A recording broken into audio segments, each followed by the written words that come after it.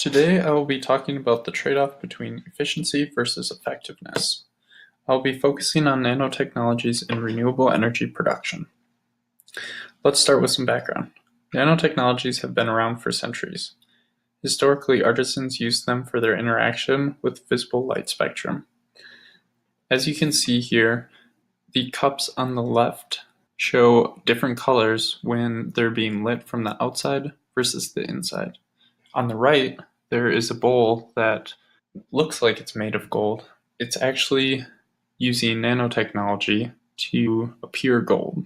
Some of the properties of nanotechnologies affect the visible light spectrum and therefore change the way that materials appear. They were primarily used in artisan utilities until the 1980s when they finally caught mainstream traction. They began to pick up steam with the invention of the scanning tunneling microscope in 1981 and the discovery of fullerenes in 1985. Fullerenes are the pure carbon structures that consist of hollow cages of atoms. This discovery led to interest expansion in the carbon allotropes.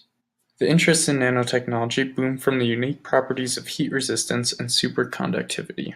Fullerene's special properties stem from the fact that at the nanoscale, properties rely on surface tension and the van der Waals forces instead of gravity. The van der Waals forces occurring between molecules and atoms are electrically neutral but produce a dipole moment. Due to this arrangement of the lattice, the dielectric permittivity of the materials differ for the in and out directions. That was shown earlier in the cups, how the color looked different being lit from the inside versus the outside. This causes the dielectric permittivity of the material to be not described as a number, but as a tensor. That determines how wavelengths interact with the material's surface. The many extreme properties of fullerenes have allowed nanotechnology to penetrate the research markets of most major industries. Sunscreens use nanoparticles that are effective at absorbing light in the ultraviolet range. They are also easier to spread, have better protection, and are clear. Military jets use paints with nanoparticles which make vehicles harder to detect with current radar technologies. Researchers have also developed nanoparticles that can administer shots orally. The dosage passes through the linings of the intestines and into the bloodstream. There are even investigations into nanobots that are able to target particular areas of the body for chemotherapy. Nanotechnology is also responsible for the darkest material known to man, which absorbs 99% of the reflecting light. Here is a little demonstration of that material. It was even released this year at the 2018 Olympic Games. And then on the left it shows the structure of the Bucky tubes versus the Bucky balls, which are carbon allotropes. The introduction of nanotechnology into the energy sector may become the necessary boost for the large-scale adoption of renewable energies. The implications of these materials have impacted nearly every sector of renewables, and exciting advances are announced consistently.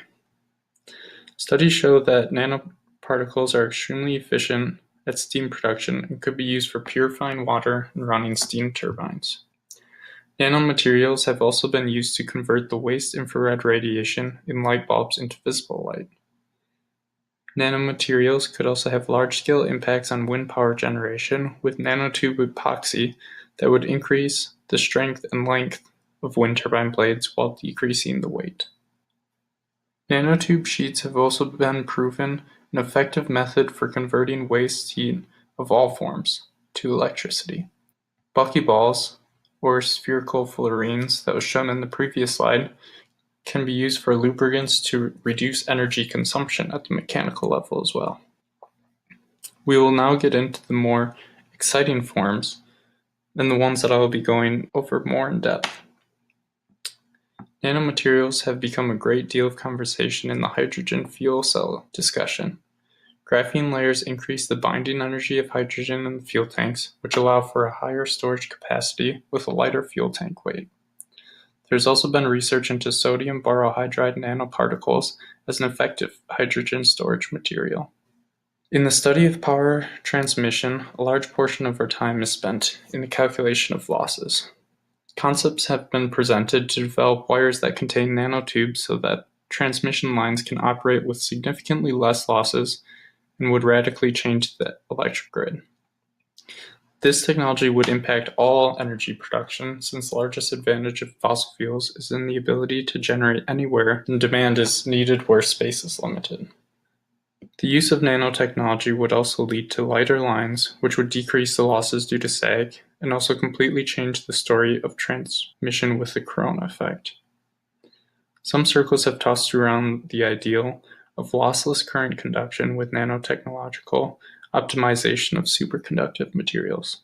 Batteries will also be deeply affected by the implementation of nanotechnology. Some companies are currently developing batteries using nanomaterials that make for faster charging time and significantly better shelf life.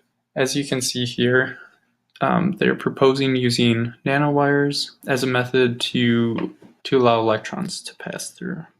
Nanomaterials are also used to coat the electrodes of the batteries to increase surface area, allowing more current flow, which also makes the batteries safer because these materials are less flammable. Nanotechnologies could also diminish the low-level discharge, which would increase the shelf life, and they would also allow for finer separation of liquids, which would also increase shelf life. The largest adoption of nanotechnologies by energy sector have been in solar cell research. Nanotech solar cells have many advantages that cover every type of solar cell in production today. Dye-sensitized solar cells have even been made competitive with photovoltaic efficiencies, achieving 12.3%, where usually they have been regarded as a novelty method of photon capture. I think one of the most important advances in the solar cell industry have been the use of quantum dots. Quantum dots contain charge carriers confined spatially by potential barriers. They theoretically provide a way to bypass the Shockley-Queisser limit for silicon-based solar cells, with their optoelectric properties that can be tailored by varying the physical dimensions of the system. In arrays, they can facilitate multiple excitation generation, which generates multiple hole pairs or electron hole pairs for every absorbed photon. This causes the higher potential efficiency. Some issues that stand in the way of implementing the improved photon capturing capabilities are carrier recombination, chemical stability, and process scalability. The quantum dots are shown in the lower left-hand corner. And then some other advances in increasing solar cell efficiencies are in the upper right side with the nanopillar array solar cell. I think that this could be one of the most significant advances in solar cell just because the largest benefits of nanotechnologies is the fact that they're really good at absorbing wavelengths, and we can design them to absorb specific wavelengths. Some experimental observations on nanotechnology materials have observed as much as 99.99% of incident wave energy absorption. I think this could be used with the nanopillar array solar cells because you can fit more modules on a single surface area, so you're capturing more of the light and more of the wavelength. Some of the roadblocks that have been kind of come up with nanotechnology is the idea of nanotoxicology, and that there is some divide between the biohealth industry and technology's interests. So they've been attributed, a lot of nanoparticle usage has attributed to many different types of diseases, and we're not exactly 100% sure on the effects of these nanoparticles being implemented all throughout all industries. So that is something that is currently being worked on. Some of the other dangers of the expanse of the technology is privacy with what are they called? Nanosensors. And so you can be recorded pretty much anywhere. economic. If they do become wide scale, then the manufacturing of these have to be all in specific areas, which will kind of throw off the industry in many ways, just because people can't manufacture these things. Another thing was weaponization, with the way that these things are undetectable and extremely small and can affect people in a significant way. But there have been many, many breakthroughs, and this image was taken from the American Chemistry Council, just to kind of illustrate the way that all industries have been affected. But I think one of the biggest breakthroughs that I found with studying these was the amount of things that can be built with these, from people using nanocomposites that was mostly focused on building structures out of multiple materials. So say you have structures with multiple atoms built into it.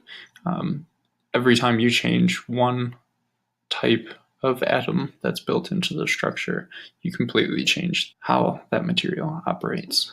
Nanocrystals, which just have really unique properties, nanoparticles, which, like I said, can kind of change the way that these materials operate with their surroundings. And then nanofilters, which have very unique abilities in what they can filter out. And here are my sources.